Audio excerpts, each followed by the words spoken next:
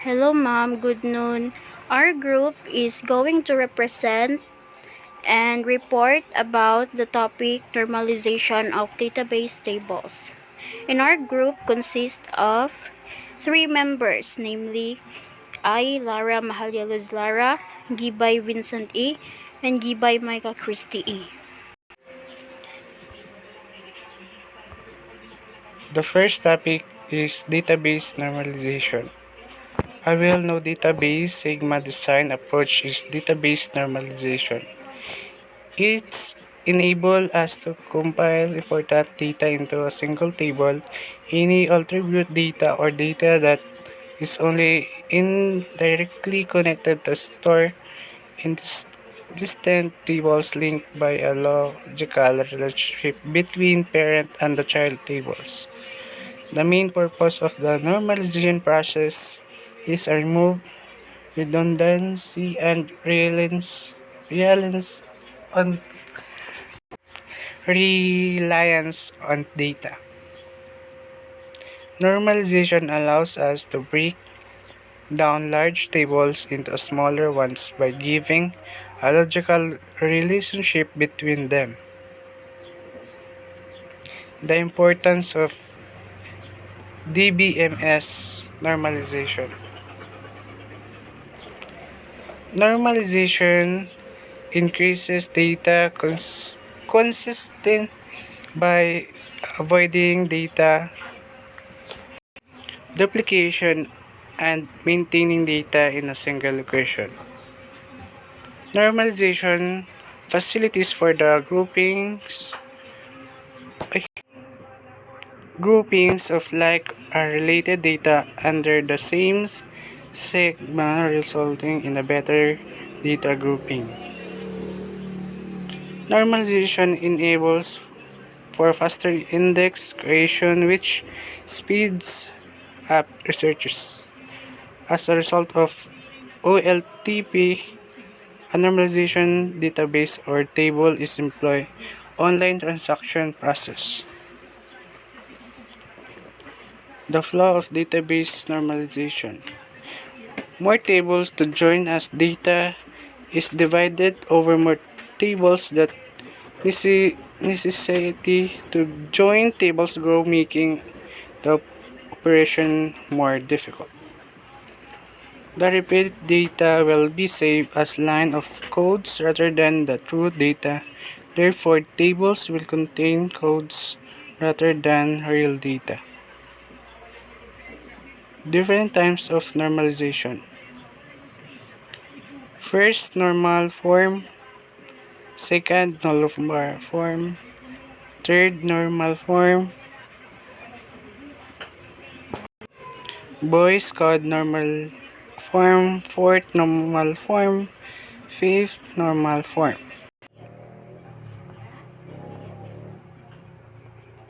Number 1, 1NF, or known as first normal form. So the first normal form is a data entity with no recurring columns or data groups. Each column in the first normal form is distinct. There is no need to connect columns like dep num because all of the columns from the employees and department tables have been consolidated into one.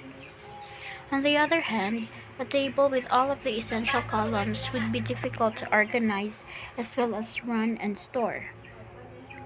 So following is how our employees and department table would have looked if in the first normal form. So muna siya ang kuan sa 1NF. So makita diri ang employees number, last name, first name, department city, as well as ang country.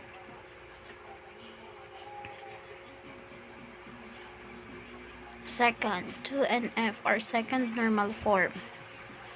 The primary key is one of a 1NF entity's traits and the rest of the attributes are dependent on it. The table in 1NF format has been separated into 3 different tables, as can be seen. The employees table has a set of properties that characterize the qualities of each employee. The primary key of the table is empnum. So this is the example of how the employees in the department table looks like. So mao ni siya. Ang kaning sa first koan is sa first normal form 6 pa siya ka koan, 6 pa siya ka columns. On which sa second normal form kay koan siya gi tunga, gi katulo.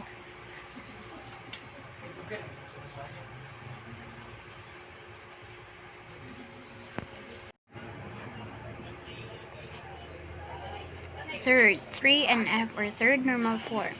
So if the table or entity is already in the second normal form and the table or columns entities are non-transitively reliant on the main key, it is considered in third normal. So muna siyang naka-unique dayon sa third normal form. Na kung ang table or entity kinaan na siya sa second normal form as well as ang table or ang columns entity or kay kanang dili siya transitively nga reliant ba or dependent sa main key, muna na siya ang third normal. So muna siya, so customer ID or primary key identifying a unique customer, muna siya ang makita sa third normal form. Customer zip code of the locale customer resides in, customer city or the city where the customer resides in. Suppose the table name customer has the following columns. Number 3, 3 and F, third normal form. If the table or entity is already in the second normal form and the table or columns entities are non-transitively reliant on the main key, it is considered in third normal. Customer ID, primary key identifying a unique customer. Customer ZIP, zip code of the local customer resides in. Customer city, the customer resides in. Suppose a table name customer has the following columns. 4. Voice code normal form. Normal form. If the table is already in the third normal form, it is considered voice code normal form. And it should be a separate key for every functional dependency between A and B. This definition appears to be a little difficult. Let's break it down to better understand it. A functional dependency, as table attributes or columns are said to be functional dependent when one attribute or column uniquely identifies another table's attributes or columns. For example, in the employee table, the empnum or employee number column uniquely identifies the other columns such as employee number, now and employee name, employee salary, and so on. B. A single key or combination of keys that may uniquely identify a single row in a table is referred to as a superkey. Composed keys are what we call them in general. Let's consider the following scenario to understand when there is a problem with third normal form and how does voice code normal form comes to rescue. Scenario: empnum, first name, mct, depname, demphead. Here is the table sample.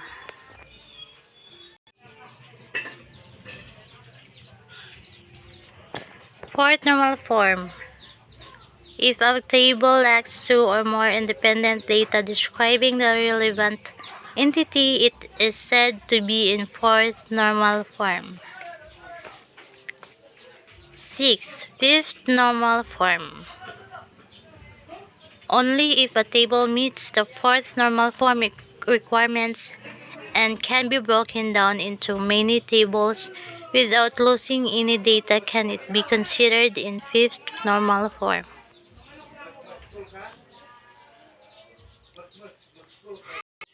This is our end of our presentation. Thank you.